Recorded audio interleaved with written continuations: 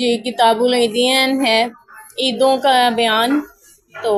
اس کے بارے میں ہم یہاں پہ کچھ تفاصیل پڑھیں گے کہ عید کے دن مسنون اعمال کیا ہیں، عید کی نماز کا طریقہ کیا ہے، اور عید کے دن کون سے کھیل کھیلے جا سکتے ہیں، ان ساروں سے متعلق اس میں پہلی حدیث جو سیدہ عائشہ رضی اللہ عنہا ام المومنین ہیں ان کی طرف سے ہمیں مل رہی ہے، حدیث نمبر 527 فرماتی ہیں کہ ام المومنین عائشہ صدیقہ رضی اللہ عنہا کہ نبی پاک صلی اللہ علیہ وسلم تشریف لائے اور میرے پاس 2 لڑکیاں تھیں جو بعاث کی لڑائی کا قصہ گا رہی تھیں، بس رسول اللہ صلی اللہ علیہ وسلم لیٹے رہے اور اپنا منہ پھیر لیا۔ پھر ابو بکر صدیق رضی اللہ عنہ آئے، انہوں نے مجھے ڈانٹا اور کہا کہ شیطانی آلات نبی کے پاس، بس رسول اللہ صلی اللہ علیہ وسلم نے ان کی طرف دیکھا اور فرمایا انہیں چھوڑ دو۔ پھر جب ابو بکر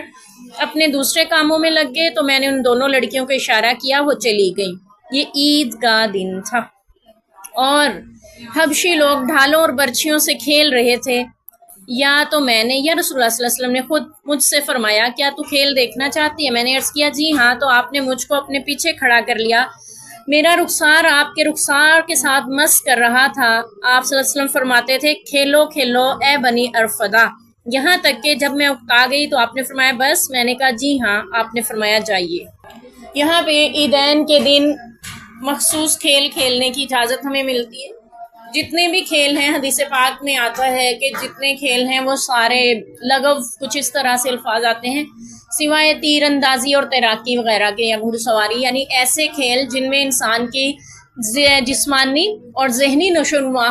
ہوتی ہو وہ فائدہ مند ہیں، اور ایسے کھیل جو جوئے کے مشابہ ہوں ان کو حرام قرار دیا شریعت نے، جن میں شرطیں لگائی جائیں۔ کوئی بھی کھیل جس میں شرطیں لگائی جا رہی ہوں وہ شرط لگانا جائز نہیں ہے۔ کارڈ بورڈ پہ جتنی گیمز آپ کھیلتے ہیں، یعنی گتے کی طرح وہ ہوتے ہیں، جیسے کیرم بورڈ کھیلتے ہیں، لوڈو کھیلتے ہیں، اگر آپ عام اپنی ذہنی نشو و نما کے لیے کھیل رہے ہیں، اللہ کے ذکر سے یہ چیزیں آپ کو غافل نہیں کر رہی ہیں، نماز کا وقت ہے آپ نماز پڑھنے جاتے ہیں، قرآن کی تلاوت کا وقت ہے آپ وہ کرتے ہیں، آپ کے صبح و شام کے اذکار ہیں، آپ ان سے بے خبر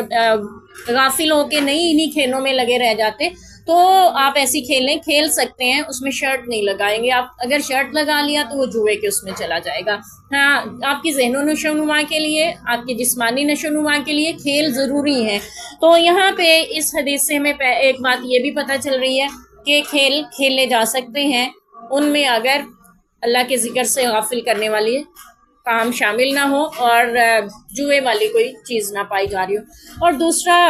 یہ بھی پتہ چل رہا ہے کہ خواتین بھی کھیل دیکھ سکتی ہیں، جیسا کہ حضرت عائشہ صدیقہ کائنات ہیں ام المومنین رضی اللہ عنہا فرماتی ہیں کہ نبی پاک صلی اللہ علیہ وسلم نے مجھے فرمایا کہ تم دیکھ لو، یا خود میں نے عرض کیا تو آپ نے دکھایا۔ اور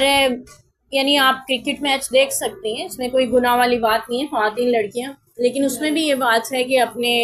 جو ہمارے ہاں بچیوں کے حال ہوتا ہے کہ وہ کرکٹرز کو جذباتی وابستگی اختیار کر لیتی ہیں ان سے، اور پھر عجیب سی طرز اپنانے لگتی ہیں ان کے بارے میں، تو ایسا نہیں ہونا چاہیے۔ جذباتی لگاؤ ایک قومی ہیروز کے طور پہ آپ ان سے رکھ سکتی ہیں، لیکن اپنے دلی لگاؤ جو ہے وہ اس کی شریعت نے ہمیں حدود بتائی ہوئی ہیں، جن کے بارے میں ہم تفصیلی پہلے بھی بات کر چکے ہیں کہ محبت کے جو اصول شریعت نے ہمیں دیے ہیں اس میں حدود بتائی ہیں اللہ تعالیٰ نے، اور حدود متعین کی ہیں اور اصول بتائے ہیں، تو ان کو مد نظر رکھا جائے، بجائے اس کے کہ انسان اپنی توجہ جو ہے ہوائے نفس پہ لیتا چلا جائے۔ تو بہرحال یعنی خواتین کے لیے گنجائش ہے کہ وہ کھیل دیکھ سکتی ہیں، کوئی بھی قومی کھیل ہو آپ اسے دیکھ سکتی ہیں، کوئی بھی گیم آپ دیکھنا چاہیں اسے دیکھا جا سکتا ہے، لیکن حدود قیود کا خیال رکھتے ہوئے کہ سیدہ عائشہ صدیقہ رضی اللہ تعالیٰ عنہ نبی پاک کے پیچھے کھڑے ہوئے ہیں، سامنے آ کے نہیں کھڑی ہو گئی ہوئی ہیں، اور یعنی اپنے پردے کا خیال رکھے ہوئے ہیں۔ فرماتی ہیں کہ نبی پاک صلی اللہ علیہ وسلم کے رخسار مبارک سے میرا رخسار لگ رہا تھا، اس کا مطلب حضرت عائشہ رضی اللہ عنہ نے کتنے اونچے لمبے قد کی تھی، ٹھیک ہے، تو یعنی میں ان کے پیچھے چھپ کے دیکھ رہی تھی اور ان کے کندھے سے جھانک رہی تھی، ٹھیک ہے، ایسے دیکھ رہی تھی کہ سامنے والوں کو نہیں پتہ چل رہا تھا، اور پھر وہ حبشیوں کا کھیل دیکھ رہی تھی۔ تو یہاں پہ 2 باتیں ہمیں پتہ چلی۔ اب تیسری بات ایک اور ہے، وہ یہ کہ حضرت عائشہ رضی اللہ عنہ کے پاس تو گانے والی لڑکیاں گا رہی ہیں جنگ بعاث کے گیت، اور بعض میں یہ بھی آتا ہے روایت میں وہ دف بھی بجا رہی تھیں اس کے ساتھ،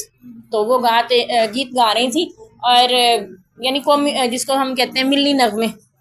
وہ گا رہی تھی، جنگ کے گیت گا رہی تھی نا. تو ایسے گیت یہاں سے پتہ چلتا ہے کہ جو آپ کے ملی نغمے ہوتے ہیں، قومی ترانے ہوتے ہیں، وہ آپ کے جو ایمان اور جوش کو بڑھانے والے ہوں ان کو سنا جا سکتا ہے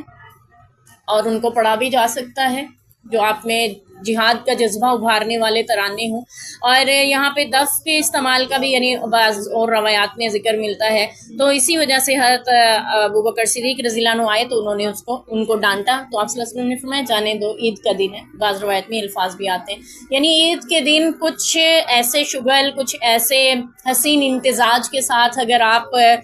کچھ ملی نغمے، ایمانی جوش بڑھانے کے لیے کچھ ترانے سن سکتے ہیں تو سنے جا سکتے ہیں. اسی بنا پہ بعض علماء اکرام کے نزدیک یہ جو ہمارے گانے ہوتے ہیں وطن کے لیے گائے ہوئے، جن کو ملی نغمے ہم کہتے ہیں، ان میں آپ ان کو سن سکتے ہیں. اور وہ جو آیت ہے قرآن فَيَتَّبِعُونَ مَا أَحْسَنَ کہ اس میں سے جو بہتر ہے نا وہ اس کو لے لیتے ہیں. ٹھیک ہے، اگر قرآن پاک اس سے مراد لیا جائے تو وہ تو پورا کا پورا ہی صحیح ہے نا. تو وہ اس سے مراد یہی اس کی تفسیر میں لیتے ہیں کہ جب ملی نغمے، قومی ترانے، اس میں کچھ ساز میوزک ایسا بج رہا ہو جو شریعت کے خلاف ہے تو اس کو نظر انداز کرتے ہوئے اس سے جو بہتر چیز ہے وہ لے لیتے ہیں، اس پہ توجہ رکھتے ہیں. اور ایک بات یہ پتہ چلی کہ عید کے دن یعنی اتنے سے کھیل کود آپ کر سکتے ہیں، مشغولات دیکھ سکتے ہیں، اور اس کی گنجائش کو بڑھا کر اپنے لیے جواز نہیں بنا لیا جائے گا کہ آپ کے لیے ہر طرح کا میوزک یا ہر طرح کے گانے سننا حلال ہو گئے یا نعوذ باللہ، یا ڈانس دیکھنا بھی جائز ہو گئے. تو بہرحال یہاں پہ پھر فرماتی ہیں کہ آپ صلی اللہ علیہ وسلم نے یعنی لیٹے ہوئے تھے، آپ نے انہیں کچھ نہیں کہا. تو پھر میں نے خود ان خواتین سے کہا، لڑکیوں سے، کہ تم لوگ اب چلی جائیں. تو